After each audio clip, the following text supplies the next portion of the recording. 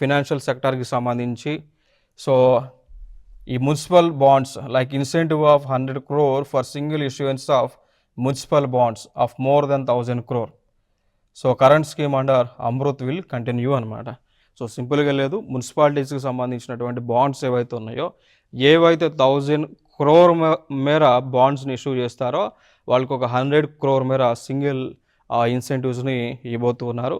So ఈ component మనం చూసుకుంటే ఆల్రెడీ అమృత్ అనేటువంటి ఒక స్కీమ్ ఉంది, like Amrut scheme. So Atal mission rural urban transmission అనేటువంటి ఒక స్కీమ్, అమృత్ అనేటువంటి ఒక స్కీమ్ ఉంది.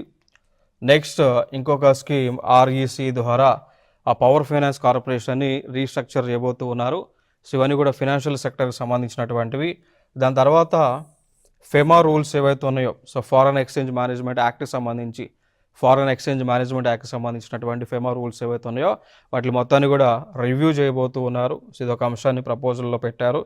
ఇక దాని తర్వాత ఎస్టీటీ ట్యాక్స్ ఏదైతే ఉందో, ఫ్యూచర్స్ పైన వేసేటువంటి ఈ ఎస్టీటీ షేర్ ట్రాన్సాక్షన్ ట్యాక్స్ ఏదైతే ఉందో, సో దానిని 0.02 నుంచి 0.05%కి పెంచడం జరిగింది. అదొకటి మన ఫినాన్షియల్ ఆస్పెక్ట్స్లో చూడవచ్చు.